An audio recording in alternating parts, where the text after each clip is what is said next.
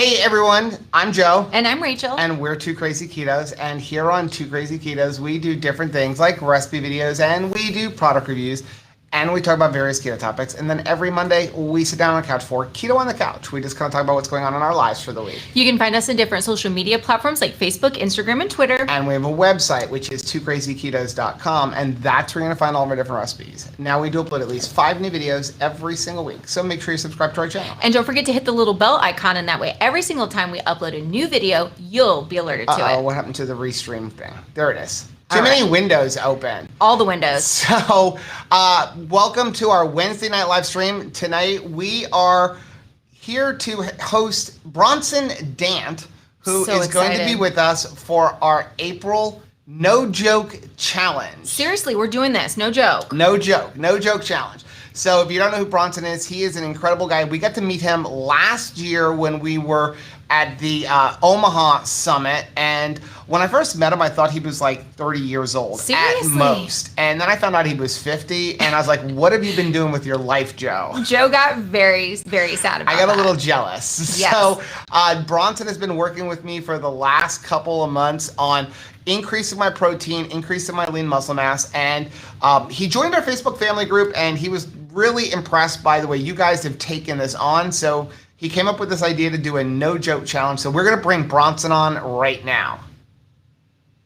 So hey, what's going on, Bronson? What's up, guys? How are you doing? How are you doing today? Doing fantastic. I've been looking forward to this for weeks. Just get both of these on at the same time. There we go. So we don't want that. There we go. Are. And make sure we get the right name up there. There we go. So, Bronson, I wanted you to tell everybody a little bit about your background. Now, you're going to be able to see, you should be able to see the chat. Can you see the chat? Yes, I can. Okay. And I've got my notepad here just in case somebody pops something up I want to get back to. Okay, so what we're going to do is we're going to have Bronson tell us a little about himself, and then, of course, what his plans are, what his intention is with the challenge, and then he can kind of answer questions and stuff like that. So why don't you tell us a little bit about yourself, how you got into fitness? I know that you weren't always looking the way you are now. And what got you into increasing lean muscle mass?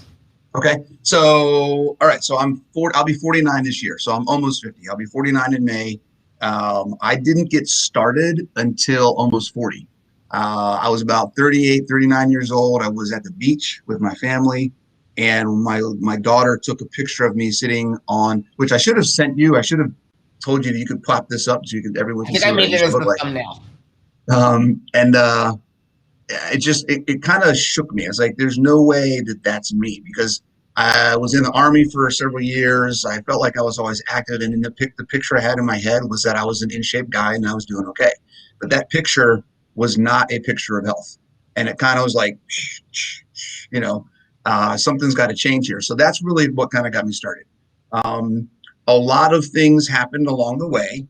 I started doing some basic stuff with my nutrition, not a lot of crazy stuff. I just stopped eating at Red Robin every day for lunch and having, you know, unlimited French fries, and you know how that goes. And then kind of got into CrossFit, started doing CrossFit. And then about 3 years ago, I started doing carnivore. And that's really, really where things started. Like, my life changed completely. You know, being introduced to CrossFit, becoming a CrossFit coach, and doing that kind of stuff was a drastic turn and drastic change in the direction the trajectory I was going. But throwing carnivore and throwing the low carb lifestyle on top of that completely just took everything off, and it just blew my mind. And ever since then, I've just been wanting to share it and talk about it and learn about it and do whatever I can to get people to understand how impactful this way of living is. Okay, so now you've been coaching me, and the first thing you said was you need to increase your protein. You're not eating enough protein. Mm-hmm. So you want to talk about that a little bit? Gosh, that's a wide open way to start. Let's see. Protein is amazing. It's like the best. Like I can't say enough about protein. The thing that got me started, and maybe we can start here. One of the things that drew me to the idea of going carnivore, going super low carb, was in my fitness journey, I had struggled with trying to get stronger, but then always, whenever I had to increase my strength, I had to eat more. I had to eat in a surplus, right? So I would also get fatter. And then anytime I wanted to get leaner and go into caloric deficit, that's what they tell you to do. Anytime I did that, I ended up getting weaker. And I just could never understand this whole process. Like, why do I have to get fat to get strong? It never made any sense to me. So come enter carnivore, and I started realizing that, yes, Lori, meat. I started realizing that, there's something different here. I'm getting stronger. I'm not necessarily getting bigger, and I'm definitely not getting fatter. I'm actually getting leaner. So that really kind of caused me to look at what the differences are and why it works this way. And that kind of brought me to the realization that protein, when it comes to calories, and I'm going to be very careful when I say this, basically doesn't count. Okay, I'm not going to say it doesn't count at all, but when we're talking about body composition, you can't get fat off of protein. And protein is what your body needs to build muscle and to function. So metabolic health requires adequate protein. So those two things together kind of made me go, well, wait a second, if this is the case and I have body fat to lose, and I don't need to eat a bunch of fat because I'm trying to burn off what I have. If I focus on the protein and prioritize the protein, I'm going to give my body what it needs. I'm going to lose body fat. I'm going to build muscle. I'm going to get healthy, and I don't have to eat as much. I can eat as much as going to fill me up, but really the number of calories actually goes down compared to what we think about eating in the surplus when we talk about total calories. Okay. So it was just a whole crazy paradigm shift. It took me probably a year and a half of going through all this stuff and being exposed to people like Dr. Ted Naiman and listening to the stuff that he was talking about. That's where the PE ratio, the 1-to-1 kind of came from for me, and understanding how that works. And then taking that and then kind of applying it to, okay, well, if 1-to-1 is the way to go, then the question is how much?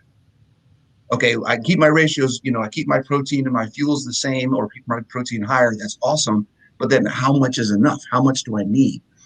And that's where I started looking at, okay, the minimum recommended requirement for fat intake is 50 to 70 grams a day. So, okay, well, wait a second. If it's 50 to 70 grams a day, and I only need 20 to 25 grams of carbs or less, okay, and then the recommended amount of protein is at least 1 gram per pound of lean mass or more. Well, why don't I just use my 1 gram of protein per pound of lean mass for both sides of the equation? So that's where I kind of came up with, this just makes sense because I don't have to reach this amount on the fat. I can always stay down. And then as long as I hit this number on protein, I can go up as high as I want and I'm fine.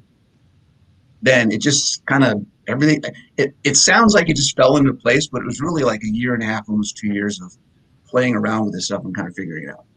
Okay, so I know I threw you into the fire with this, but I mean, it's something we've been talking about, and you see a lot of people on Facebook talking about, and I want to get into the comments and what you want to do with the April challenge, the whole purpose. But I know people had questions on this because one of the things that I'm seeing in the Facebook group a lot is people who are worried that protein may slightly elevate their glucose. Okay, that's awesome. That's fantastic. It's not the protein that's doing it. So anybody that's insulin resistant or anybody that is type 2 diabetic, your liver doesn't work right. Okay. Pretty much anything that you eat, minus maybe insoluble fiber, is going to raise your glucose on some level because it's the response that your liver has, right, to food intake. So it's not it's not the same.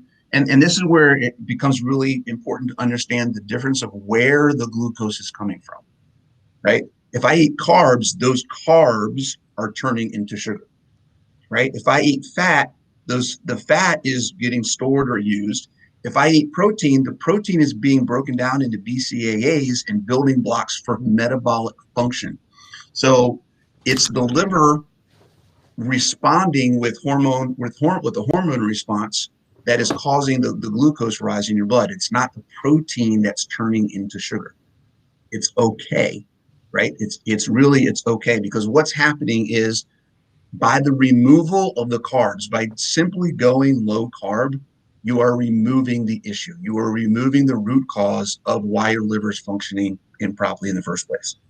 A little bit of blood glucose rise when you first are getting started from protein, that's perfectly fine, because you're removing, it's like your insulin goes up and it doesn't have the extra carbs because your insulin's not going up with carbs. Your insulin's going up with protein and fat. Okay. So your insulin go up. That's awesome, because what it's doing now is it's pushing BCAAs. It's pushing protein into your system, not glucose. Okay. So, right? So somebody doesn't have to worry about like, oh my gosh, my glucose is going up a little bit because I'm increasing protein and I'm going to become a diabetic again. Absolutely not. You do not have to worry about it. Okay. So let's talk a little bit about this challenge that you've come up with for April, because a lot of people are excited about it, and then we can get into the comments. Okay. So we're doing 4 weeks starting April 1st, right? Yep. First week or whatever day I don't even look at the calendar. What's the first day in April? We're going to start next Thursday, but we're going to do a live stream next Wednesday to kind of kick it off. Okay. So what the goal is, and here's what I want the challenge part of this is going to be. It's really simple, because we've been talking about it in the group. We've been talking about it. You guys have been talking about it for a couple months now. Eat more protein, prioritize protein, and see what happens, see the changes that are going to happen in your life. Okay. We want you to think about eating protein first. If you're going to snack on protein. If you feel like you need to eat more food, eat more protein. Just think about, all I want you to think about for 4 weeks is protein, protein, protein, protein. Because what we want you to do is at the end of the 4 weeks is, and if you can do this before and after, if you can get a body composition scan, if you can do something that's going to give you your body composition numbers, lean mass, body fat percentage, skeletal muscle mass, that kind of stuff, before and after, that would really be cool, because it's great to see the numbers. Okay. Debbie, 66 is not at all too late to start. My mom's 67 and she loves this stuff. Your mom is a beast, man. I saw some awesome, of her lifting the other day. I mean, I think she could like take me. So where was I? We want you to get your body composition before and after, because I want you to see how your body fat percentage drops, how your lean mass percentage, or your lean mass in pounds goes up. And we want you to be active. We want you to start doing something.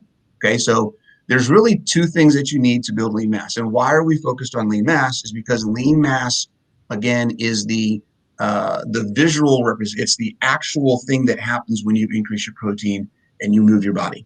When your lean mass increases, your BMR increases, your metabolic rate, right? That's your metabolic rate, it increases. The amount of body fat that you burn, not doing anything. If you have more lean mass, you can sit on the couch and you're burning more fat than if you don't. Okay. The ratio of your body percentage, it gets better, right? So just like we talked about the ratio of protein to fuel, when we talk about 1-to-1, your body composition is a ratio of lean mass to fat. So a lot of times we focus on let's lose fat. And that mindset is a mindset of restriction, taking back, everything in moderation. I can't do this. I can't do that. I got to stop. Let's change the mindset and talk about building something. Let's build muscle. Let's build some freedom. Let's build some quality of life. Let's build things into our life and eat more. We can eat more food, right? That's the best part, right? You don't have to take things away. You're adding in. I'm going to eat more meat. I'm going to eat more eggs. I'm going to eat more bacon, whatever it may be.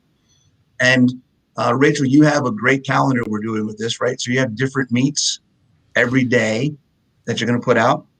Yep. We do. And I'm gonna put that in the Facebook family group. Here is a sneak peek at it, but we'll put this in the group and on Instagram as soon as we're done with tonight's talk. But thank you so much for bringing this into our lives, because it has truly blessed me so much. Because just like what you're saying, I'm always thinking about losing. I have always been just concentrated on losing fat, and I have never turned my attention to gaining anything. Gaining sounds like, gain is a 4-letter word, right? Yes. I mean, it's always been so scary to me. And ever since we started doing this, the protein challenge, in our own home, I've had so much success. I have reduced my body fat like significantly, even in the last 2 months. I can't believe how much stronger that I'm getting. And I really had to deal with some of the negative thoughts that I had when it comes to protein and having that like mindset of gain. I mean, I didn't even want to gain muscle because I thought, well, that's going to even make me look bulked up. Like I had a really upside down mindset. And I was telling Bronson before we came on that we just came back from the Keys and Joe had wanted us to go paddleboarding. And I was like, I don't think I can do that. I am not coordinated. I don't have good balance. I had all of these excuses why I didn't even want to move in this way or even give this a try.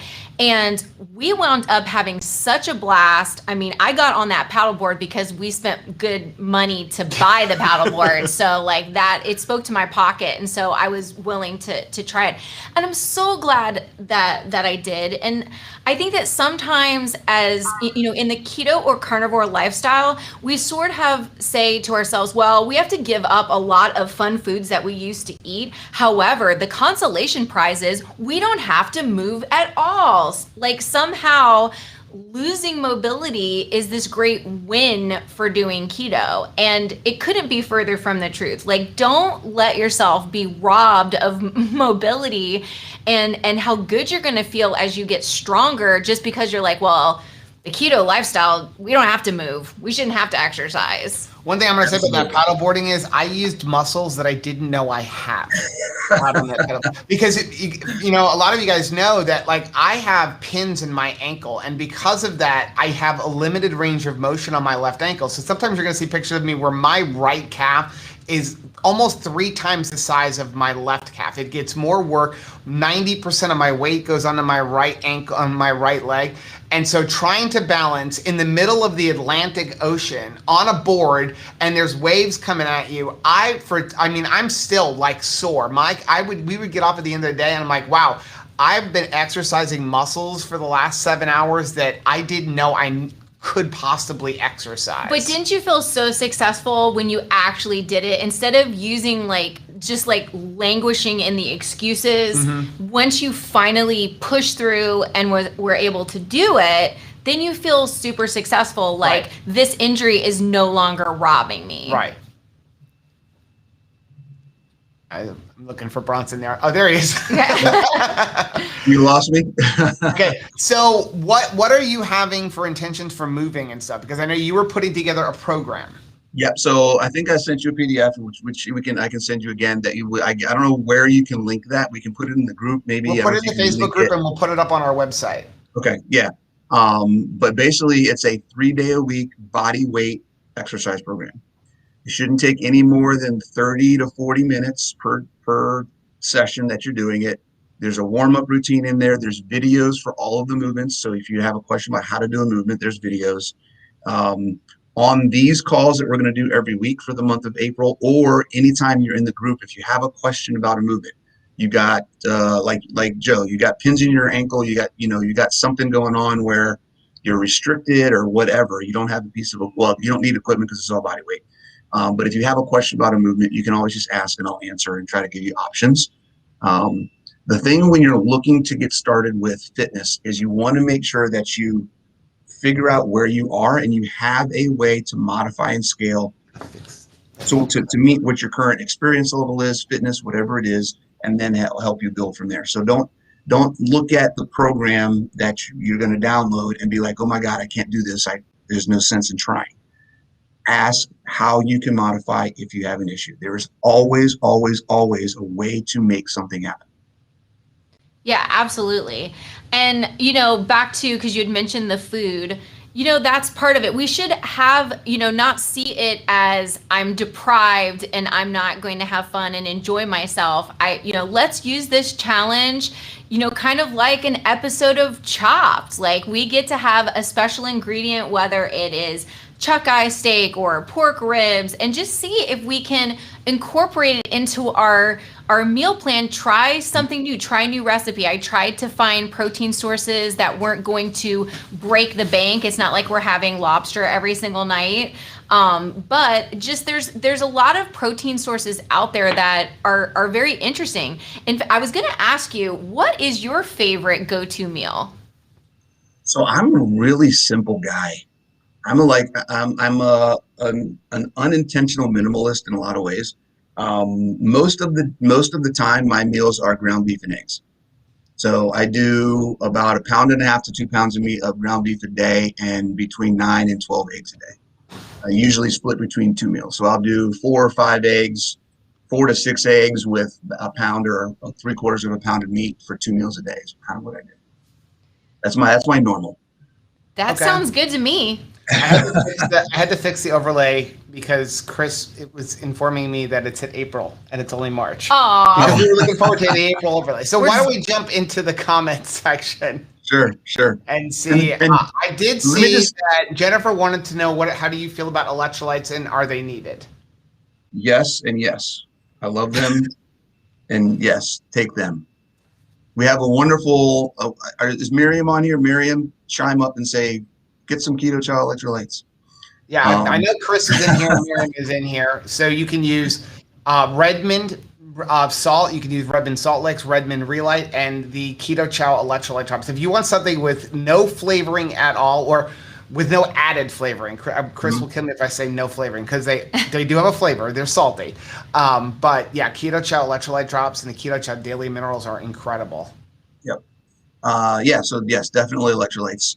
I think the biggest thing, and it depends on how, if most everybody in here is already adapted, then hopefully they played around with how much they need. But most people don't get enough sodium in particular, so go for it. Okay, so Vincent said, yeah, I was wondering about it because Thomas DeLawler and Dr. Berry talk about too much proteins lowering your ketones. If you are low carb, it shouldn't matter. Okay.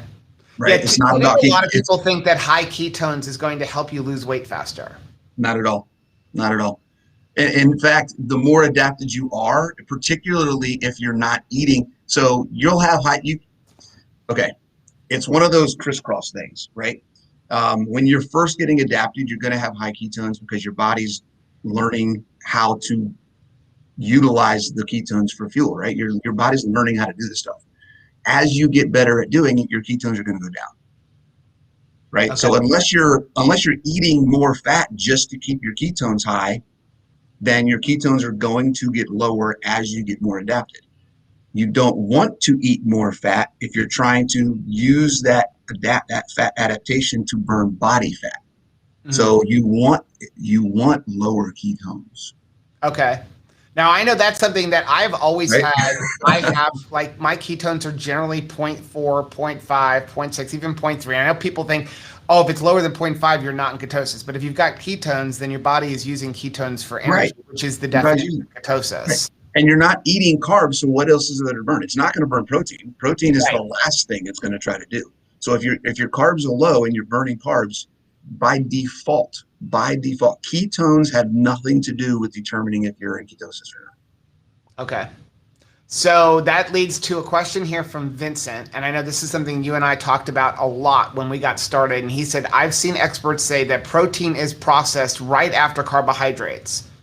So that, protein, your body's going to break down protein right after carbs, which actually does alcohol first and then carbs. But even before that, it uses protein, but not for energy, correct? Correct. And it's before carbs. Okay. So you want to address that a little bit? Because there's actually gluconeogenesis and everything else. So the quickest thing for me to do is refer everyone to my YouTube channel and say, I have a video on oxidative priority that breaks the whole thing down.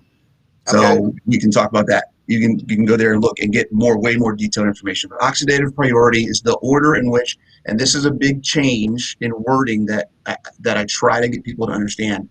It's the order in which your body utilizes macronutrients. Okay, it is not the order in which your body burns fuel, which a lot of people think that's what it is. It's not.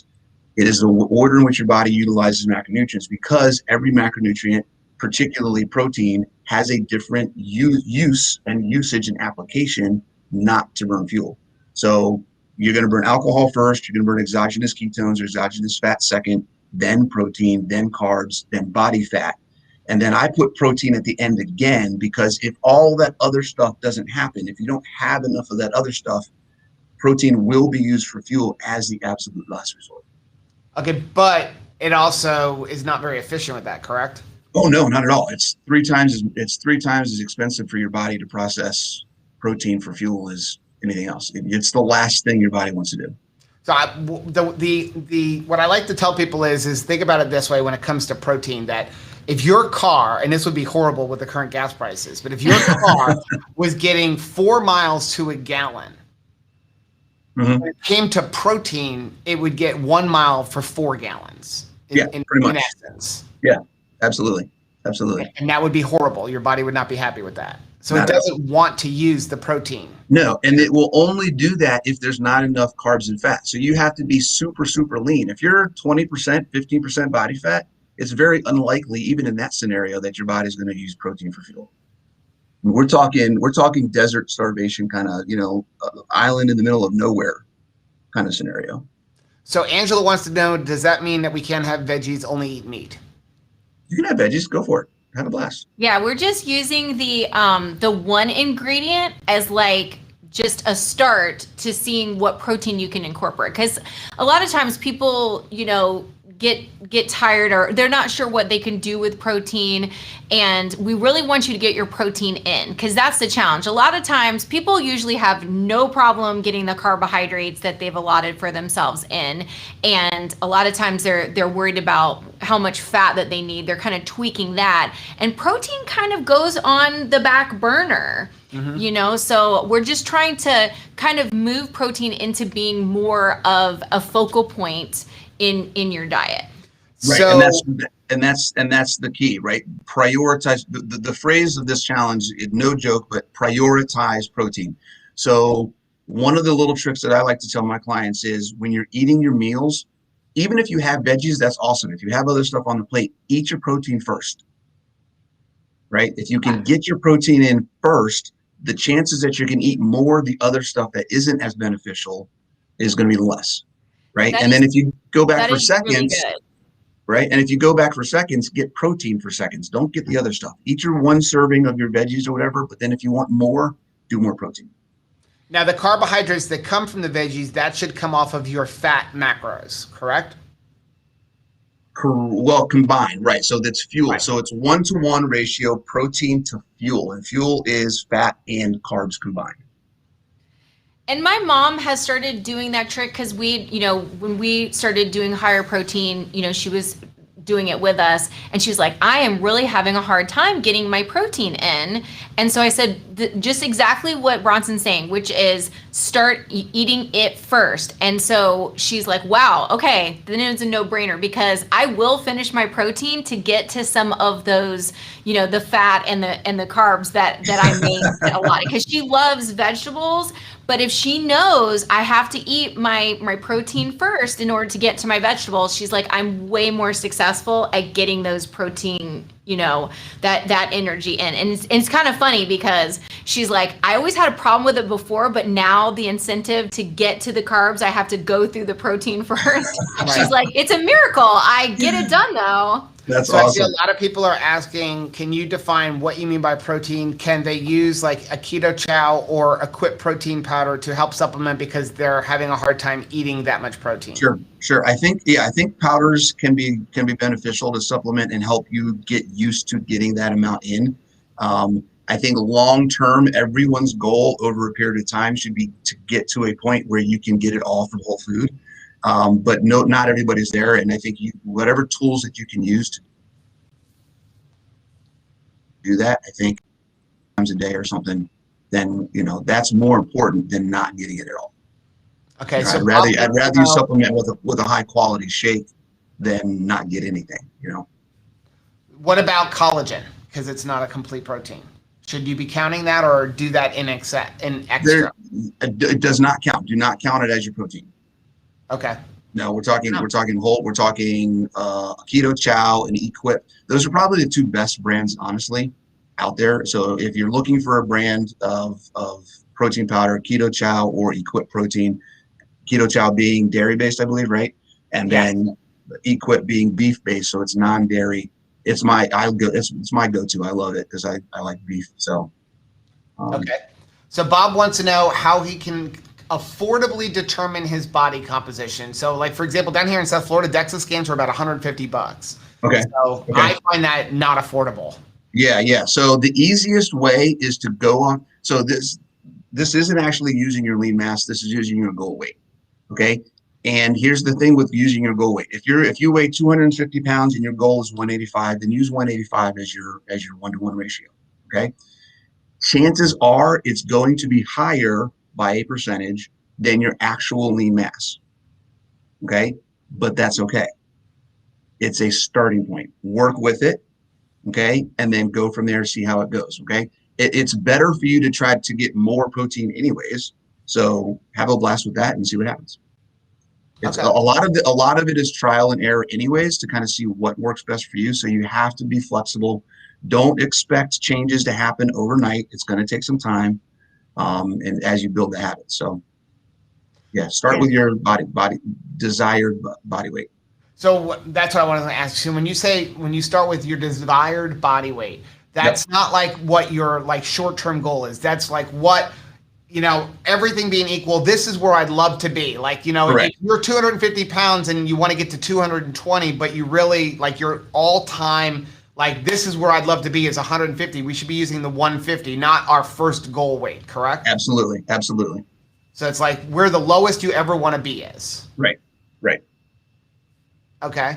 Maitreya said, I do well with my protein, but if we need an exercise goal, there's a hill that I can't quite climb. If the mountain bike I ordered comes in, there will be a stair trail that I couldn't manage previously.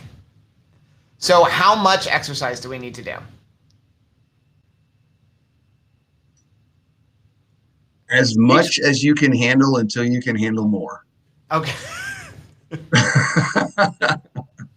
How's that for an answer? Okay. Basically, the idea is, and everyone's going to be in a different place. So the idea behind exercise is we want to give your body a reason to grow and improve, right? Exercise is what is the glue that holds the nutrition lifestyle in place. If you're not exercising, your nutrition's going to get to a point where you're just done. Like it doesn't work anymore. Okay. You've got to move. Our bodies are designed to move, right?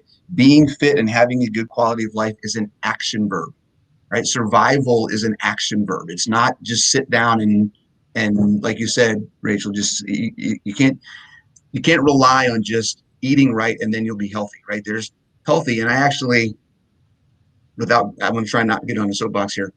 Nutrition is going to get you to the baseline of normal function. Okay. A lot of people look at, because the change is so drastic in their lives, they're like, my life has changed forever. I found keto, I found carnivore, I found low carb, whatever it is. And the quality of their life improves so much that a lot of people forget that they're just getting their body to where they were when they were born, right? You were born at a level of normal metabolic healthy function. When you're out of shape for 20, 30, 40, 50, 60 years, you are now below that baseline, and your nutrition is getting to that bottom, that basic level of human function. The activity that you have just spent all that time doing is fixing the internal stress and the internal inflammation, okay? Fitness and exercise takes you to the next level and helps you protect you and deal with external stress and external things. So nutrition takes care of the inside. Fitness helps protect you from the outside. And that's why you need them both. Well, so we're dealing with so much stuff when we bring up the subject of exercise, because 100 pounds ago, my goal was really to lose the weight so that I wouldn't be embarrassed going in and out of my house. Mm-hmm. Like there was a lot of that. There was never really, honestly never a fitness goal that I was thinking to myself, wow, if I can just lose this weight, then I will be able to do all of these activities, you know, that other people get to do. I honestly was in a tunnel vision of, I will not be embarrassed if I go outside. And Joe and I still continue to kind of deal with that. Like when we were getting on the paddle boards, Joe was like, I'm going to fall a bunch of times, and all of these people are going to see me do that, and you know, maybe they're going to make fun of me, or they're going to laugh at me or something. And I had to turn to him and say, like, okay, well, we're not going to worry about that. We're not going to worry about how we look as we're doing this and we're trying new things. And I don't think that anybody that's a stranger to you is laughing at you, but even if they are, well, that's their problem and not our problem. And that's another reason why we wanted to do this within the Facebook family group, so that you guys felt as safe as possible. We are trying to lose this weight so that we can live, so that we can enjoy the life that we have. So it's not just about losing weight so that we look good in our clothes and can feel quote unquote normal going out. I've walked through that also, but now the next step is for us to enjoy this life that the keto journey is helping to facilitate. And I'm so excited that Bronson is here in this safe space for us to venture out. And you know, y'all have seen me try to exercise. It is not always a pretty sight, right? It's funny, but I trust you guys with my exercise, that even if I don't look cute doing it, you still love me and care about me. And it's the same for you. As you just try this, no one is making fun of you or looking at you sideways. Let's just try to do the best that we can with the exercises. And even every attempt we make is a victory, because we've never done this before. Yeah. And I like what you said, Rachel. The process is often for people to get the nutrition stuff, to make those changes because of aesthetic or self-confidence or whatever, all those different reasons and issues and goals. Once they start making progress, they start realizing that there's more. What's next? Right. And then that's where the exercise can come in and kind of put the cap on the whole thing. Right. It's like you get all this stuff, now put the cap on it. Now you're really cooking with, you know, I just realized the vernacular of bad decisions. I used to say cooking with Crisco all the time. Like, I was about to say, now you're cooking with Crisco. Like, no, you don't want to cook with Crisco. So Gianna wants to know, what is more important, protein consumption or maintaining an 18-6 fasting window? I can't consume 175 grams of protein in 8 hours. Yeah, this has actually come up a couple times in the group. I love this question because IF is so the thing right now. Getting your base requirements for metabolic function will always trump any biohack, period. Okay, plain and simple. Yep. I love it. Kim said, I've been following the protein ratio since January 1st, and I'm going to review the numbers at the end of the month, but I can definitely see a composition change while lifting 3 times a week. That is so exciting. Awesome. That's awesome. A couple people talking about the scales there. Lori said walking is the only thing she can do right now post spinal fusion. She's not allowed to bend or lift anything and physical therapy is starting in 4 weeks. Okay. Do the nutrition part of this, follow your doctor's recommendations, and take it easy. Okay. Ketovore Deb said, I still have a lot of weight to lose. Can I do this and still lose weight? I'm older and I have limited mobility. Yes. But okay. We're trying not to worry about losing weight. Now, this is something that you and I have been discussing because I was super frustrated because I haven't seen the scale. I saw the scale dip the first couple weeks and then go back up and is pretty much maintained there. But I've had like composition changes. And I know this is something that I have been super frustrated and worried about because I'm used to weighing 185 pounds. I weighed 185 pounds for almost 3 years after. And so for me, when you weigh 285 pounds and you get down to 185 pounds and you see that scale creep back over 200, it has freaked me out. And so like talk a little about like some of the advice you've given to me about that. Yeah. I mean, knowledge is the biggest thing when it comes to that. Understanding, and you guys have said it in your videos, and I'll just repeat it, is, muscle weighs more than fat. When you talk about this, the amount of space that it takes up, it's denser, right? Yes, a pound of fat is a pound of muscle, but a pound of muscle takes up way less space. Mm-hmm. Okay, so you're going to see changes. Many people will see weight increase, but at the same time, they're shrinking. Okay. And that's what you're looking for. Because the scale is only one little aspect of your overall health. And when you look and actually break down what factors we look at when we talk about is somebody healthy, body fat percentage, visceral fat, lean mass, like you want to have a good amount of lean mass, skeletal muscle mass, your BMR, right? As your base metabolic rate decreases, you hold on to more stuff. So if you're eating the same, right? If I'm eating 2,000 calories and my BMR is 1,500, I'm going to be gaining a lot of extra fat. But if I can increase my lean mass, my BMR comes up to 2,000, 2,100, 2,200. If I'm still eating 2,000, now my body's burning fuel and I'm not storing anything. So lean mass brings that base metabolic rate up and it helps everything. So if you don't lose weight, if you gain weight during these next 4 weeks, don't sweat it. Think about things like, how does my stomach look? Are my pants getting bigger? Are my shirts or dresses or shorts or socks or whatever it may be? Do I need to resize my ring? I've had clients who are like, oh my God, I have to go back to the jeweler and resize my ring because my hands are smaller. That kind of stuff happens. Mm-hmm. So that's what you're looking for. Okay, so Michelle said this challenge is starting on her 51st birthday and she's going to be traveling. What do I need to bring with me to do the workouts? So, and I know a few people have asked that in the Facebook group, like what kind of equipment do we need? Because some people don't, a lot of us, including myself, aren't going to the gym and stuff like that. So what are some of the basic things that they need at home? I don't think I have it set up to literally it's just you. Okay. The only thing, if you really want to have something, there might be, I'm trying to think what I put in there. There might be a need for some resistance bands. Okay. If you don't have access, I think I might have some pull-ups or some modifications for pull-up type stuff. If you don't have access to that or don't have that, then if you can get a small pack of resistance bands, 3 or 4 different bands of different strengths, I can send you a link or something, or put a link in the group or something like that. But that might be a good thing to have. But other than that, that's it. Okay. That is incredible. And like, you are chipping away at all of the excuses, Bronson, because nobody needs to have a home gym in order to do this.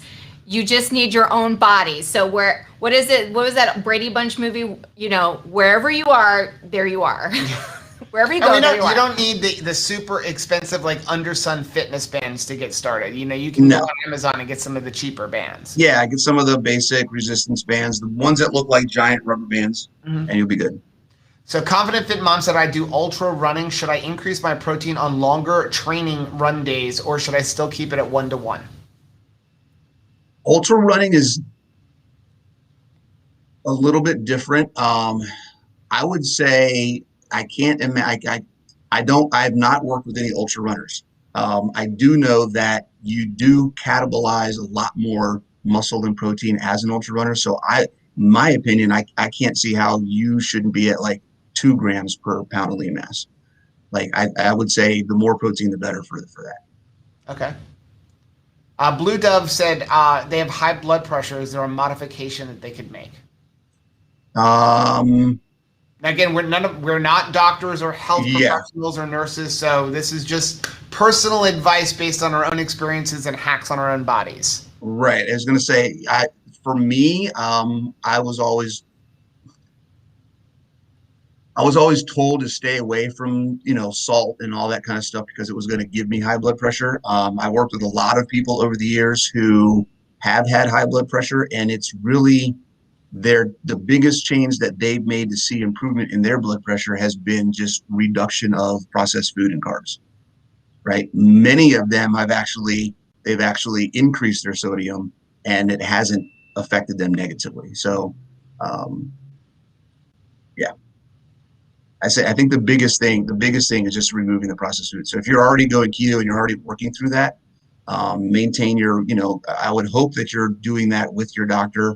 and that they hopefully are a keto friendly doctor and can kind of guide you through that as well. So many North Carolina fans says that they have bad knees. Should they be making a bunch of modifications? They can, and if they have any specific questions on what modifications, they can ask.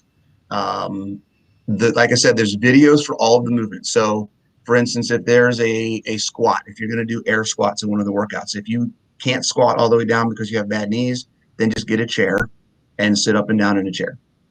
Right? Stand up, sit down, and that would be what you could do. So there are modifications for everything. If you have a question, just ask. And you're going to post the link for all of the different videos and stuff in the Facebook group? It's in the PDF. So it's in the PDF. So we're going to put that on the website, and we're going to put it in Facebook for those people who don't have Facebook. Yep. So Jessica says that she's going to have to fail the daily meat calendar on day 1. It's her 2-year keto anniversary, and I already have a giant ribeye planned. Well, Jessica, do not abandon your ribeye. We're totally cool with that. We just want to give everybody just kind of like a different calendar of meats. If there's, you don't have to It's kind of a fun way to add to it. It's just a fun way to add to it. So if for some reason you're like, I can't do that, or I'm a picky eater and I don't want to eat that protein, that's completely fine. You're not like out of the family if you won't eat that. We just want to give everybody just kind of a challenge and see like how many days of that month can we go ahead and eat that. We might find out some new recipes. And once we revisit some, proteins that maybe we didn't eat before keto, you might be surprised at what you're okay with. I mean, there was a lot of proteins. Like I can remember before all this, I was like, I don't eat salmon. I'm not into salmon. And now I really enjoy it. So sometimes, as your palate changes on keto, you try new things. I actually ate seafood this weekend. And for those of you who know me, I am not a seafood eater. But yesterday we went and we got stone crab claws. We went to a little local fish lady. We got fresh yellowfin tuna and then Florida Gulf shrimp. Took it back to the RV, put it on the Blackstone, 5 minutes, made like a blackened, and it was really good. So your taste absolutely will change. Well, and maybe you might just expand, your meal prep because, you don't want to get bored. Yep. Sometimes, the argument is there isn't anything that, it's very repetitive, but hopefully we will help you to find some new ways to cook things this month. Yep. So Vincent's got a good question, and so he wants to know, can I do Gatorade Zero with Redmond salt sprinkled in it? It's what I've been doing. I tried Ultimate Powder Mix, but it doesn't dissolve, so it was yuck. Okay, here's my personal opinion. Maybe Bronson has a different view of it. Probably not.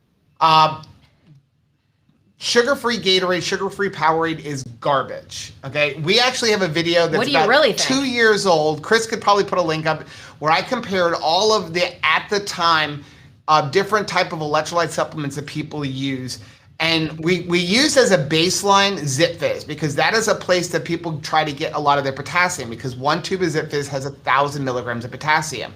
At the time, Redmond did not have a product out there. There was no daily minerals from Keto Chow, and also Perfect Keto did not have an electrolyte supplement. So there's new ones. We're going to redo that. But everything was based on getting 1,000 milligrams of potassium. In order to get 1,000 milligrams of potassium using Gatorade, you need to drink 16 of those bottles. Yikes. Which comes out to be over 20 net carbohydrates because there is just less than 1 carbohydrate per serving in Gatorade. It is like 90% salt, it's a bunch of chemicals, and it's really not giving you any electrolytes. You're better off either using Keto Chow drops or using the Redmond. Even if you use like the Redmond Relight or the Perfect Keto things and add a little bit of extra sweetener, those are going to give you at least 500 milligrams of potassium. They're going to give you a lot of your magnesium, and they're going to give you the sodium. They're going to give you what you need. You're not really getting anything other than sodium when it comes to using Powerade or Gatorade. Do you have anything to add to that? Yeah, no, that's perfect. The only other one is there's Element. Element is another one that came out that I like a lot. Tried it, but I've tried it, but I happen to really like the Redmond. mostly because I like Redmond products to begin with. And I love Keto Chow because it's unflavored. It's small. You can carry it around. I hand it to kids when I'm on the lacrosse field. I see kids get dehydrated all the time, and I have it squirted into their tongue, and they're immediately like right back up there. But it's nice to know that there's a variety out there. So if like Ultima was not your, cup of electrolytes, there's other ones out there with a lot of different flavors. Yeah. In fact, Redmond just took their Relight sticks and also added the new flavors in too. So before you could only get the lemon lime and the berry, now all of the flavors are available in the sticks if you need something like on the go. Yeah. Bob said, I've never exercised in my life. How do I learn to do these exercises safely without injuring? You're going to have the videos on that, right? Yeah, I'll have the videos. Okay, so your mom wants to know how to join the challenge. There's no sign up list or anything, right? I was just going to say, like you were talking about the calendar earlier and sticking with the calendar.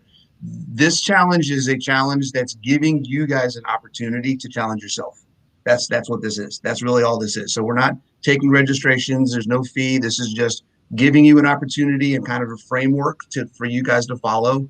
Have someone that you can go to ask questions. Have a community of people that are doing it with you, and kind of go through the process for yourself just to see what you can do and how far you can go and what this does for you in 4 weeks. Now, at the end of the thing, I am talking to a couple of different companies like Keto Chow and also your buddy Robert over there at Keto Brick about having some prizes or more of like giveaways, not prize. We're not going to reward certain people. We're going to do some giveaways at the end of the month for who are participating in the challenge. Awesome. Cool. He said, I just talked to him. He said you guys did a podcast last week. We did a podcast. Well, now that we bring him up, so he is on the opposite end of the spectrum. Yes. So he is and he isn't. He believes in more fat, but he also does believe you need to eat more protein. So I think people misunderstand that with him. Yes. Yeah. So it's funny. He is and he isn't. He's definitely fat focused, but he's fat focused, particularly when it comes to his training, but he still eats more protein than most people. Yes. Right. So, I mean, he's still definitely on the high end of the protein side. There's just a specific period of time in his training where he's trying to get ready for a show or do something like that, where he's very, very low protein and super high fat. And I think that when we were talking to him, one of the things that upsets him is not so much eating more protein. It's these people who come in and say they eat like 90% protein and they drop their fat to almost nothing. And I think a lot of people, when they hear 1-to-1, they're misunderstood. They're like, well, keto is supposed to be a high fat, moderate protein, low carb. 1-to-1 is high fat, moderate protein, low carb if you look at the caloric side of it, because it really works out to be about 65 to 75% fat from calories. Correct. Absolutely. It's actually exactly 70-30. Just about. Which is keto. Right? Perfect keto macro. It's exactly. I mean, if you look at, and like you said, I think we talked before, Joe, if you look at a ribeye, you look at eggs, they're pretty much the same thing, right? It's like the natural order of things. So yeah, I mean, it's the thing that's different about it is that most people aren't actually getting the right amount of protein. So it means their fat is off as well. Their protein is off. They're actually getting less of everything in general because they're not eating enough. So when you eat more, in a lot of cases, this will be more protein for people, but because it's more protein than they're used to getting, the overall calories may actually drop. Okay. Yeah, because I think that it really, I mean, it's a new way of looking at it, but it's going to achieve the macro result that I think that we're all striving for. But sometimes when you're making your own meal plan and you're not thinking about protein and you're leading with carbohydrates, and then trying to make everything around that, you can be lopsided. The protein, focusing on the protein helps you to achieve that ratio of, fat and carbs and protein and still feeling satiated like you would like. It helps you to actually propel those goals. Yeah. This is very similar to people. I've seen people go, this is not what Dr. Berry talks about. This is exactly what when Dr. Berry says, we don't count calories. We eat until we're comfortably full, 1 to 2 meals a day. And what is the one thing that he's constantly saying you should be eating? Ribeye. And if you go back and watch a lot of Dr. Berry's stuff on carnivore, it is your goal is 1-to-1. It is the same thing. It's just when we talk about you know, trying to figure out how much to eat, where he says don't count your calories. Some of us, like Rachel, don't know what comfortably full feels like. Right. So using your body fat, your body weight goal will help you to kind of get an idea, and then it's just going to become intuitive. Right. And that's the thing about it is once you do this after a few weeks, like after a month, if you're consistent doing this after a month, you should be able to look at a plate of food and be like, okay, I need a little bit more of this. I need a little bit less of that, or I'll just eat it all regardless, whatever. Because that's the cool thing about it. It's the amount of stress and thinking you have to do, because it's really, really hard to overeat protein. So if you get a 20-ounce ribeye on your plate and you're like, there's no way I can eat this, but then you end up eating it. Okay, cool. That's fantastic. Great. Okay, somebody, you already answered that about intermittent fasting. Well, the other thing that's cool is when you say about like if you feel like snacky, you know, sometimes you do like, oh, I just need something. A lot of times it's just kind of like it's a certain time of day and you're just reaching for it because this is my like snack time.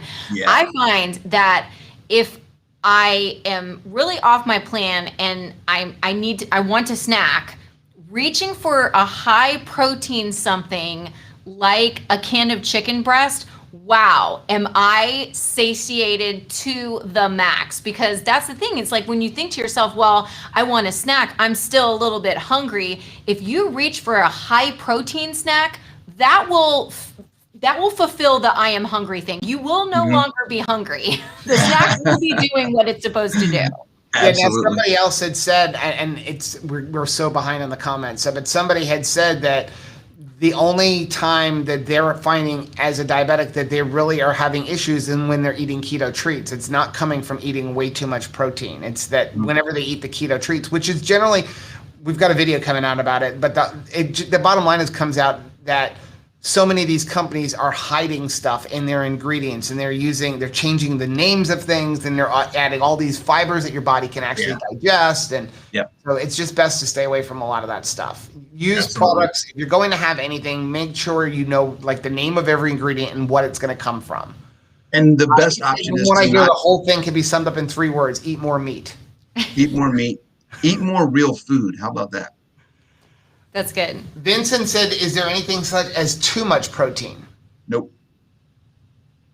So he said, experts say that I shouldn't eat too much. There's no such thing. Okay. And if he's referencing, I think I may have talked about this in the group a couple weeks ago as well, but it's a common thing. People think, well, your body can only process 30 grams at a time, right?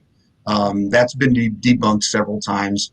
The study and the information that's referencing is that within a given certain amount of time, the body uses about, and it could be 20 grams for some people, it could be 60 grams for other people. Okay. The body uses about 30 grams of protein for muscle protein synthesis at any given time. Okay. So you need 30 grams of protein for your body to go, oh, let's start building muscle. All right. That doesn't take into account. So a lot that study that kind of has gotten pushed into, well, your body can only use 30 grams of protein per meal. Somehow that translation got to that, right? What that study doesn't account for is all of the other things that protein is used for in your body, right? Cellular repair, metabolic function, hormone regulation, all of the other things, growing hair, growing nails, you know, all of this stuff. So yes, your body needs about 30 grams of protein to trigger building muscle. But what about all the other stuff? So is the limit 60 grams per meal? Is the limit 100 grams per meal? Nobody really knows. And we know that you can't get fat off of it. And we know that your body's going to use pretty much whatever you put in it. So eat it all. Okay, so Amy said, what is the easiest way to determine my goal weight? I'm 5'11" and muscular, not a bodybuilder, but I'm farm girl strong. I can't see myself at 170 or lower like the charts say. So what is a good way that you should determine what a good goal weight would be for you? That's a really good question. That's why I asked it. Yes, that's a really good question. That's why she asked it. I think a starting point would be, and I hate to do this, but a starting point would be to look at a BMI chart, right? Just to kind of say, what is the goal weight here? And then take that, and here's where you can kind of tweak it and make it a little bit better than just a BMI chart. If the BMI chart says you're 5'11" and you're a woman and you're however old you are, you should weigh 135 pounds. Then you say, okay, take that. Now, if I weigh 135 pounds and I want to be at 20% body fat, how much lean mass is my target? That's good. Right. That's where you kind of take that and break it into at least a starting point to kind of go off of where you want to be. Here's one from Rachel. Patty says, ugh, what about someone who does not like exercise? I'll walk from Florida to California with a happy smile on my face, but insert exercise and yuck. So maybe the goal is to call it something else. If exercise is a bad word in your vocabulary, let's just call it fun. We're having fun. This is my fun time instead of this is my exercise time. Well, it makes a good point. So you have something like Rachel is not into bodybuilding. She loves to walk. She walks 5 miles every single morning. Like super impressed and proud of that. Is there anything that if you are just a walker, because we know that cardio is not going to necessarily help you build muscle, great for the heart, but not necessarily great for building your muscle. Is there anything we can do as we're walking? So as Rachel's walking, is there anything that she can be doing, any kind of torso movement or arm movement that would help strengthen muscles as she's walking and kind of kill two birds with one stone? Yes and no, not for 5 miles. Okay. Right. There's things that you can do. There's farmers carries. There's weighted carries. There's things you can do, but usually those things are done at, 100 meters, 100 yards at a time, 50 yards, 100 feet, things like that.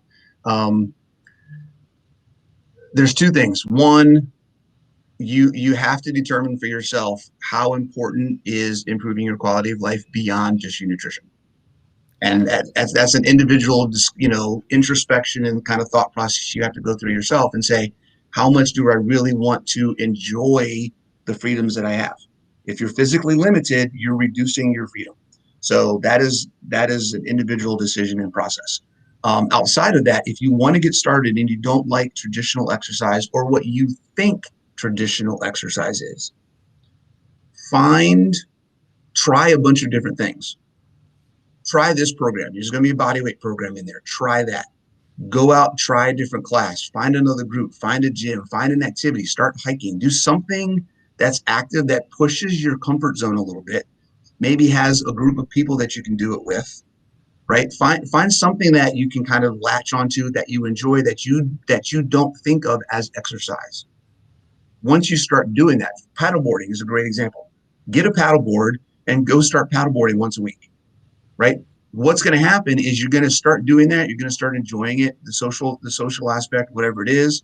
And then you're going to realize, I really wish I was better at this. What can I do to be better at this? Oh, maybe I should go to the gym once a week, right? And then that activity becomes the impetus for you actually to do something extra on the physical side. So that's one way to kind of get around that. I'm really excited about this because I don't like labeling myself as somebody who can't do things. And I was definitely, even when the kids would have homework, I'd be like, oh, Joe, can you help the kids with this? Because I'm not good at math. Like, I'm not a math person. Well, who said? I got out of high school and college. Like, apparently I was I can learn things. I can do things. And it's the same thing with this. Like, I really excited that I'm going to learn something new this month. I haven't even seen the exercises yet. So I certainly can't say, no way, I can't do that and start swatting. Hopefully, and I'm believing that there is something fun, a new movement that I'm going to learn this month that I'm really going to connect with. And maybe there's something that I don't find as fun, but that's okay. I can move forward with the new thing that I've learned that I really liked. But I just want to get out of my own headspace that I'm going to be no good at this. I'm going to, I'm going to fast in the month of April? What? Disbelief. That's good. I need to fast some disbelief because that's awesome. I'm really bad at being hard on myself and just compartmentalizing myself as I'm not the exercise gal. Well, who knows? I haven't been doing it long enough to say that. So let's try some new things, and I'm gonna fast some disbelief and eat me some meat. So there was a question. We got way behind, but somebody put, and I thought it was a really good question. I think it was Barbara that wanted to know, how do I convert ounces to grams? And I think that's a misunderstanding. People are thinking that when we say eat 100 grams of protein, that's like, you know, where people say eat 6 ounces of, you know, protein. There's a difference between how much a piece of chicken breast weighs and the grams of protein in it. Because remember, when you weigh a piece of chicken breast or you weigh ground beef, there's water in there. And actually, there's a lot of water in there. So you need to use like something like Chronometer if you don't know. And the Chronometer is going to help you figure out exactly how many grams of protein or whatever you're eating. Like we have learned, if we get a 20-ounce prime rib at Texas Roadhouse, that works out to be about 150 grams of protein and 150 grams of fat. So, hey, perfect, because that's exactly what Rachel tries to eat on a daily basis. So but again, 150 grams of protein does not come out to 20 ounces because when they cook it, there's a lot of water that's coming out of that. Yeah, so we're not talking gram weight, we're talking protein quantity. Right. So a Facebook user said, I've upped my protein for about 3 weeks. This week has been a struggle. Nothing is looking or sounding good. Their mood is down in the dumps too. They feel defeated. Any suggestions? I would need to know a lot more. That's kind of hard. That's kind of hard to say. Eating so much protein. I'm going to assume that because I noticed the next comment, TC's Life said, I'm eating about 70 grams of protein today, and I can't eat another bite. I just cannot eat this much food in general. Yeah. So I do have a note in here because I've seen a couple of comments. Don't try to change it overnight, guys. All right. Don't go from eating 50 to 75 grams of protein a day to try to eating 150. Right. Don't try to double what you're eating because it's going to depress you. You're going to feel discouraged because you're all of a sudden overnight trying to eat this amount and you can't do it. So you feel like a failure. It's okay. It took me 3 years to get from 100 to 150 grams a day to 250 to 300 grams a day. It takes time. Okay. The goal for this month is to just try to eat more than you're used to. Just focus on it. If you don't get to your target every single day, that's okay. Perfection is not what we're looking for. We're looking for consistency. Just try to do more than you currently do, and you'll be fine. Okay, so here is a really good one from Rabana. It said, I have 40 pounds to lose. Shouldn't I focus on weight loss and then muscle gain? I can't be healthy at this size, can I? Do you have 40 pounds to lose or 40 pounds of fat to lose? Is the question. There's a good chance that you could gain 20 pounds of muscle and then you only have to lose 20 pounds of fat. It's a big difference. It's a whole different story when we start looking at gaining muscle. Okay. The ratio of body composition is 2 things. It's muscle mass and fat. You can address both of them at the same time and be way more successful at changing your body composition if you focus on both than if you just focus on one. Okay. That is a great perspective because, I think that we sometimes have in our mind that fat weighs pounds, but like lean muscle weighs nothing. And I keep going back to thinking about The Rock getting on a scale. And I don't think that if he steps on a scale, because his body fat is so low, that you're expecting that the scale is going to register 0 pounds. Right. Muscle weighs something. So when we talk about like, I weighed 265 pounds and I need to lose all that weight, like at some point we will stop trying to lose weight and we will still weigh something. Right. We won't get down to 0. Like there will be like. I seem to remember in his heyday, Hulk Hogan weighed over 300 pounds. Yeah. And I mean, that is like in his heyday when he was all muscle. So yeah. Like, I don't think there's any guy who's currently watching that wouldn't mind looking like The Rock or like Hulk Hogan or like you, by the way. But but again, I look at, there was a time where I weighed the same amount as The Rock. I didn't look like The Rock, but I weighed the same amount, and so that's something we have to remember. That's one of the things around the time that, I told the story about being at the beach and I saw that picture. Around that same time, I was going through that. You know how you have to be ready to make a change? And at that time of my life, there are a few things that have kind of happened that kind of got my mindset to a point where I finally said, okay, enough is enough. And I was watching football, and one of the commentators on one of the games was talking about one of the linebackers on one of the teams and mentioned that he weighed 235 pounds. And I was like, I weigh 235 pounds. I don't look like that. I can't do that. Like, wait a second, what is going on here? So it's a whole different thing. Weight means nothing. Composition means everything. So Gail has a great question, and I'm seeing this a lot, but you probably have seen it. It said, what if I can't stand lean meat like chicken breast or lean ground beef? I like the fattier cuts of meat. Do you have to eat everything lean? No, not at all. It's don't add fat. That's your general guideline, right? Try not to add fat. That's where people get sidetracked, I think, particularly with keto. If you're going, the fattiest meats, like we talked about, the fattiest meats that you can find are probably going to be close to the right ratio. Right? So ribeye is probably one of the fattiest meats. If you're eating ribeye every night for dinner, then you're probably close to 1-to-1. Yeah, right? I've seen a lot of people say that. Yeah. Right. So if you, just don't, that's the biggest change that I made when I first got started with keto. And this is one of the things that kind of woke me up to this whole idea. When I first started with carnivore, I was a bulletproof coffee guy every single day, maybe twice a day, and I got to a point, a lot of changes happened. And then I got to a point where I just got stuck and I was like, what is going on?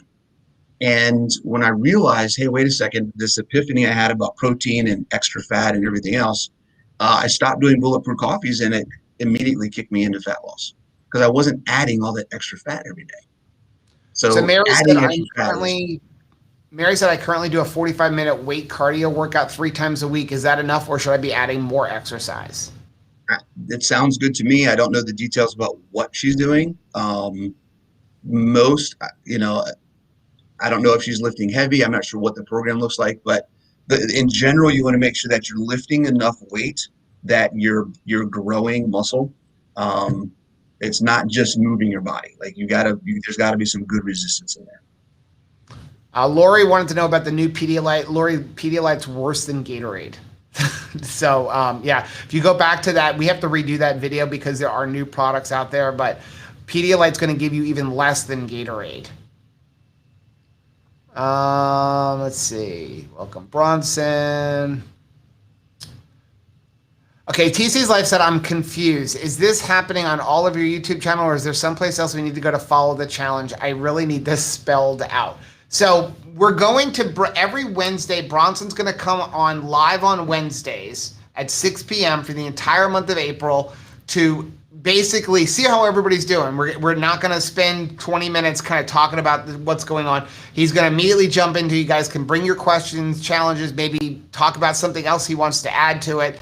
The challenge itself is just, it's kind of like, correct me if I'm wrong, Bronson, that it's kind of like a do it on your own thing, but you're going to guide us along for the whole 30 days. So there's going to be like the workout of the day.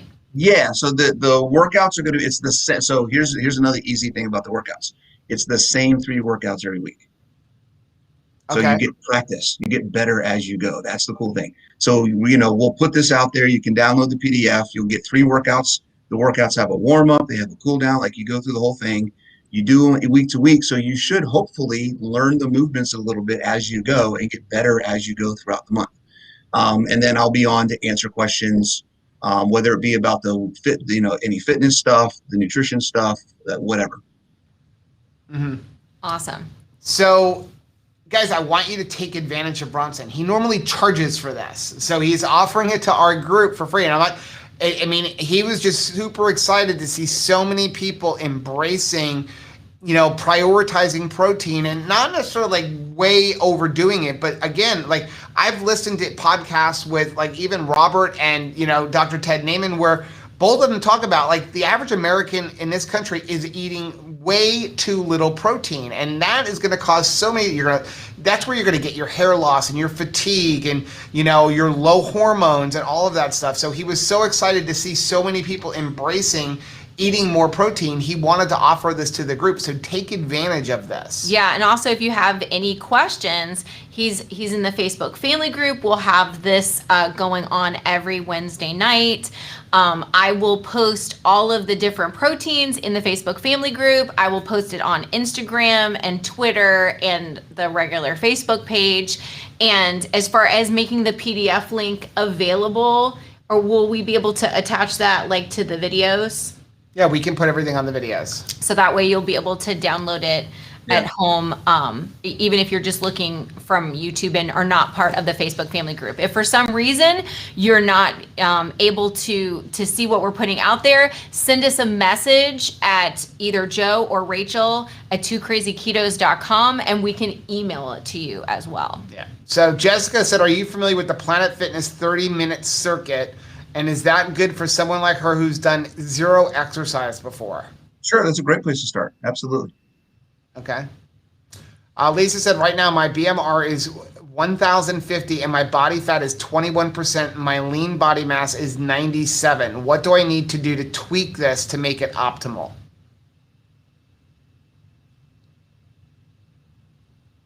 She's got a 21% body fat with a lean body mass of 97 pounds. I would say use your 97 pounds, round it up to 100, right? That's your number for your 1-to-1, right? And then I don't know what your goal. If your goal is just to build muscle, go to 125. Shoot for 125 now, I know Lisa, to 150. Lisa she is a former type 2 diabetic. So I know she is one of the people who is super concerned that if she eats too much protein, she's going to end up back on diabetes medications. Okay. Yeah. I don't know. So I guess the first question is, how much are you eating now? If your BMR is around 1,000, not knowing your height, your age, or the other kind of information, your activity level, stuff like that, how much are you eating now? Are you at least eating that much? Right. And then if your lean mass is 97, I would say start at 100 grams a day, trying to eat that much protein and see how you do. Okay. 20% is a pretty good body fat percentage too. Yeah.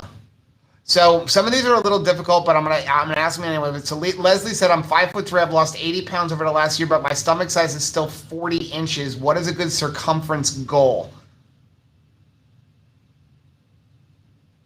Again, not knowing age, height, anything like that.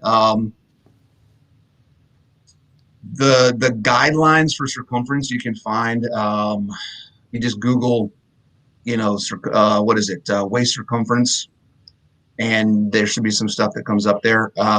Isn't there something about like your height and then your like there's a metric. I'll Google it right now. Hold on. I'll just do the ideal. It's a hip ratio. That's what it is. Well, you're doing that. So Karen said, I'm confused. What exactly is 145 grams of protein? Like I said, a great example would be, and again, I'm not telling you have to eat this, but a 20-ounce prime rib is going to be about 145 to 150 grams of protein. So again, it weighs 20 ounces, but that's with the fat in there. That's with the water that's in there. But that will give you 145 to 150 grams of protein. So I think an egg is, if Bronson, correct me if I'm wrong, I want to say an egg is like 12 to 15 grams of protein. Yeah. So like a keto chow is going to give you 25 grams of protein. So that kind of gives you an idea. So even if you drink 3 keto chows a day, for the most part, that's not going to be enough protein, which is one of the reasons that I started incorporating at the suggestion of even of Bronson, because in January, when I was only eating keto chow for a religious fast, he was like, well, we need to get your protein up. So he's like, will you eat eggs? And I'm like, I'll use the eggs as the fat source. And so by adding 3 eggs per keto chow, I was able to get myself up to that 150 grams of protein. Yeah. Yeah, and like you said, a pound of ground beef is about 120 to 135 grams of protein. So there you go. Which ground beef is that? Would that be that's 85% on chronometer. Okay. Let's see if there's anything in the ratio. So the question about the waist circumference, it's hip to waist ratio. So you measure your waist, you measure your hips, and for women it should be a 0.9 or lower. There you go. Now, if you have a lot of excess fat, your hips may be wider than they will be when you lose fat. So that's something to retest every once in a while. So Janice wants to know if she needs to cut out fat coffees. I don't know for sure because I don't know what else you're doing, but probably. Okay. Gail says Rachel's arms are protein popping. Yes, man. And I'm telling you, I used to think that like Fantasy Island for me, like I will know I'm arrived when I weigh as little amount of pounds as possible. But I am finding that I am enjoying more building on the muscle and feeling stronger. It gives me energy like throughout the day. I feel much less self-conscious. I see that some of like the loose skin areas that are, where I'm toning it, it's helping with that. So it's not just like, wanting to be, I think because I grew up in the 90s and it was like, the look was Kate Moss. Like that was what you were looking for. Like be 90 and look like you could fall asleep at any moment, So I it's a new perspective, and I like the fact that I'm getting muscles in my 40s. It's not too late. Right. I mean, even my mom is showing me like her thigh muscles and her arms are getting stronger because she's doing a lot of like kayaking and that sort of thing, riding her bike. And she's 71. She's 71 years old. I love it. And we gotta get our mom. We gotta get our mom. But she was a type 2 diabetic for over 20 years. Yeah. And is no longer on diabetes medication because of keto. And she will strike a pose with like her arms and legs, and she's like, she wants you seeing that muscle definition because for the first 70 years, she didn't really have the muscle definition. So it's not too late, and I promise you'll enjoy it. Mm-hmm. So a Facebook user, great suggestion, said, I suggest everybody takes a picture on April 1st and another one at the end of the month. I love it. Yeah, absolutely. And measurements. Do measurements too. Yes. Yeah. Kristen said, let's say we do just 3 days. Should we be spacing them out like Monday, Wednesday, and Friday? Your schedule is what's going to matter most for that. If you're only doing 3 days a week, if you do 3 days in a row and take 4 days off, you're probably fine. You're not going to, at least if you're doing the workouts that we're providing. If you're doing something else, I can't really speak to the level of intensity or what you're doing, but you could do all 3 of these in a row. It's in there as every other day, but whatever works for your schedule, I'd rather you get them in than not. So Renee said, do we have to catch the lives to do the workouts? No. So the workouts are not going to be live. They're going to be like, do it on your own. The lives are going to be to check in with Bronson, ask him questions, and just kind of like him give suggestions for us to go along. So it's a whole month long. You basically have a coach who you could message and who's going to give you some workouts to do during the week. And then you get to check in with him every Wednesday here on Alive. Yeah, that's basically their weekly check-ins. I like that. That's what we call them. So Zoe is saying, any advice on sweet cravings during the challenge? What's something that you recommend, Bronson? I like a couple different things. So my usual go-to when I'm looking for something sweet is a keto brick and Equip protein powder. I melt a brick or half a brick or something like that, and then I mix in the chocolate protein powder and make like a pudding. Oh, I haven't even tried that. Oh my gosh, it's so good.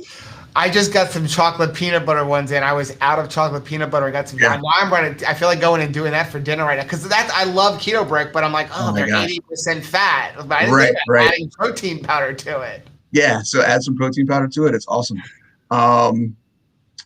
And so that's probably my go-to when I really want something sweet. When I just need something to kind of snack on, eggs, bacon. I always keep some hard-boiled eggs in my fridge. I almost always have some kind of bacon ready to cook if not already cooked. And pork rinds is another thing. Pork rinds is a go-to as well. So Camille said, does anybody know the settings we're going to need for chronometer? So we had 2 videos that were supposed to go over the last 2 days, including one on the keto milk. And then I forgot my hard drive with me when we went down to the Keys. So I'm going to try to get those up, and I think by Friday I will try to get up a video on how to set your own personal settings in Chronometer. But what you want to do is go over to the settings and do exactly at minimum, just do what Bronson's talking about. What is your goal weight? If your goal weight is 150 pounds, you can go to user-defined settings. Don't ever let Chronometer tell you what your macros should be. There is a place there where you can go user-defined. And just put, don't worry about the calories because we don't care about the calories. Just put, like, for example, if your goal weight is 150 pounds, put 150 grams of protein, 30 grams of fat, and 20 grams of carbs, and then you can just pay attention from there and ignore the calorie portion. Definitely you want to ignore the calories. That was a huge thing for me. Like, I was very scared going into this when we first started it because I was like, oh my gracious, like I'm seeing like 2,400 calories. There's no way that I'm going to have success with this.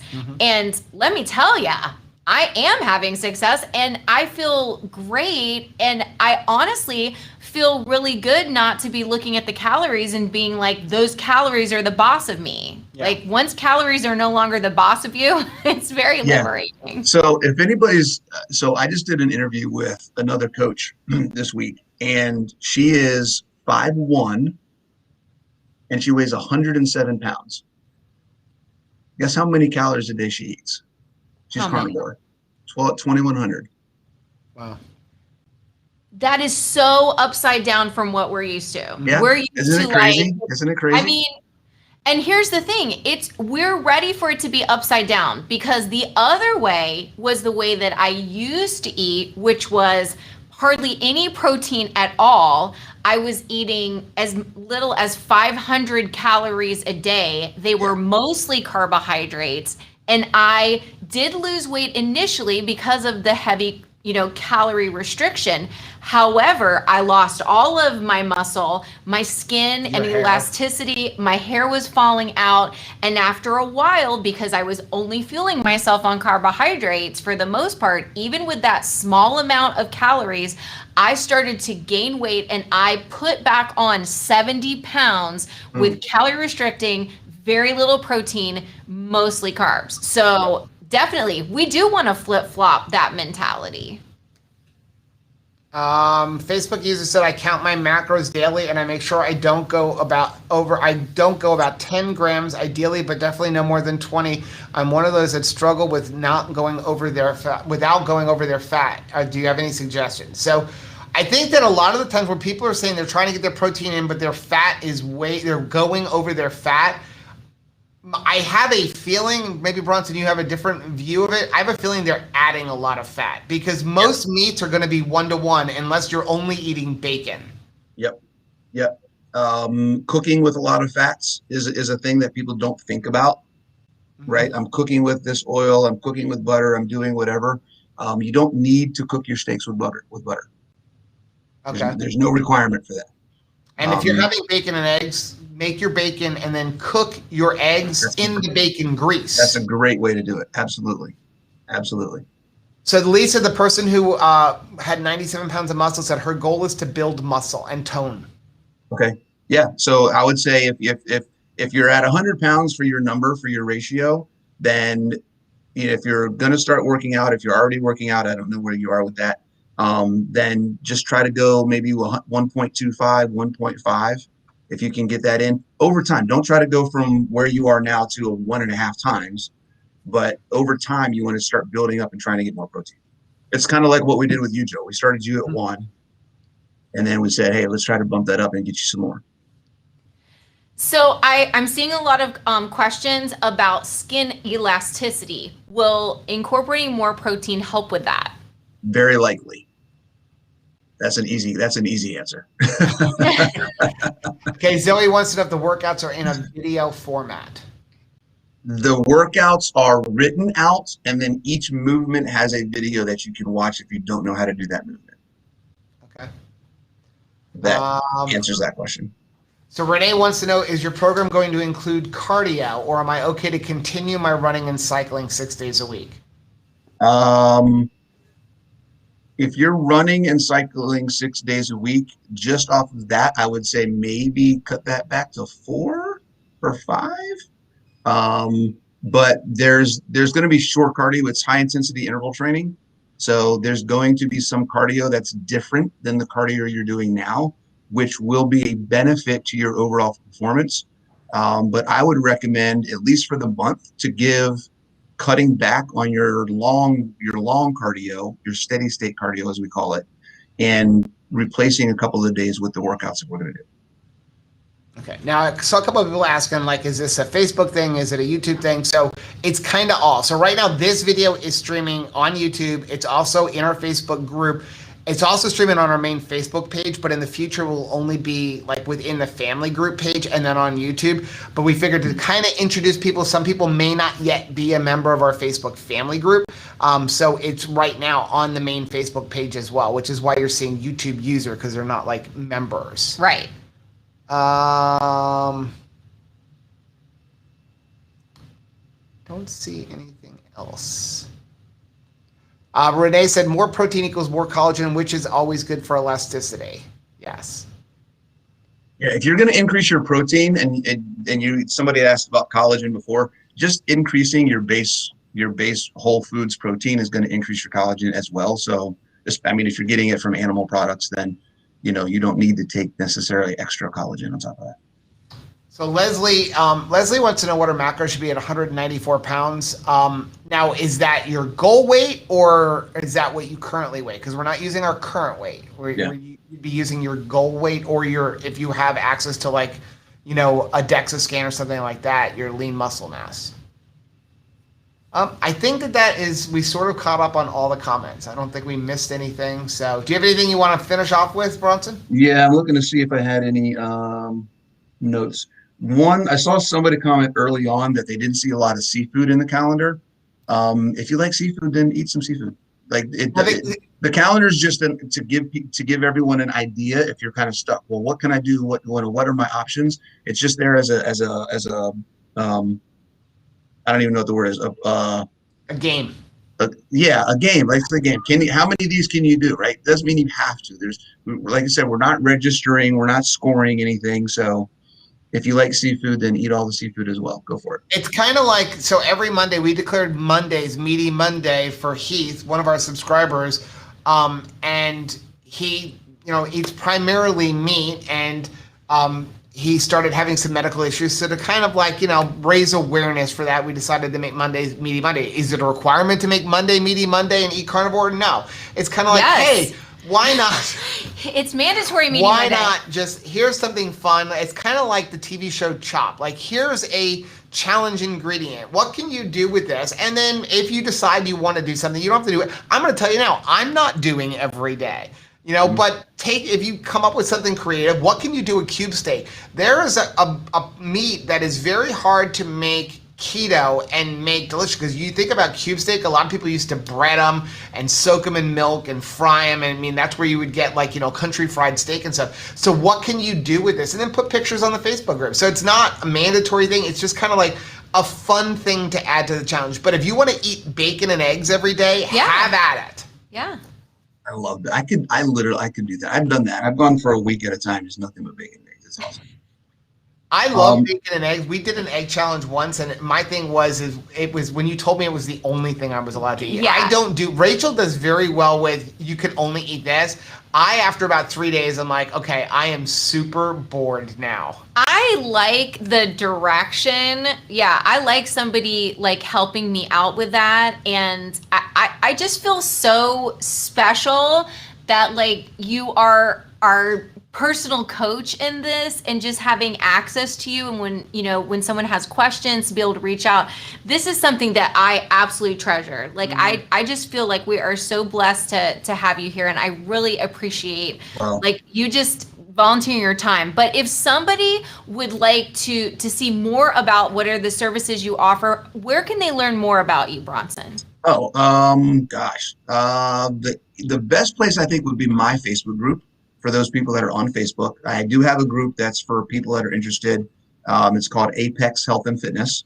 And then outside of that, just go to my YouTube channel, go to my website, and just kind of look at the stuff I have. I try to put stuff up on YouTube constantly. So there's all kinds of stuff out there, nutrition, fitness related, all that kind of stuff. So my YouTube channel, also Apex Training System. Yeah. That's awesome. Yeah. And you're on Instagram too, because like you put out really fun videos on Instagram also. Like spiders. Yeah. Oh my gosh, what happened? How did that thing get So in? there is a vent literally right here. And I was working last night and he just kind of shot. He was as big as my thumb. Wow. Seriously, that was it was no joke. All I could think of is that meme where somebody has a picture of that spider and it's like, this spider got in and I gently took a tissue and burned the entire house down. Like, it's time to move. We cannot stay here. I want to say, make sure you put a picture of your mom in the Facebook group because she's killing it. She is. And she will definitely inspire a few people. Yeah, I did an interview, which I'll repost. I don't know if I posted it in there already, but I can repost the interview I did with her, where she talks about her background and osteoporosis and all the other stuff she's had to deal with. And she's been carnivore for almost a little over 2 years now, so she's loving it. Wow. Well, that is amazing. Bronson, thank you so much for joining us. We will check in with you next Wednesday to kick everything off. We want to remind everybody that tomorrow night at 8:30 p.m. is our regular weekly live stream. We got a video coming out maybe even later on tonight. But now the weekly live stream, if you're new to our channel, that's kind of us just having fun. If you have some keto questions, bring them on. But it's more about having fun. What's this week's topic? Oh, I don't know. You don't know. you put me right on the spot. I will know before tomorrow. So, guys, thank you everybody for joining us. Thank you so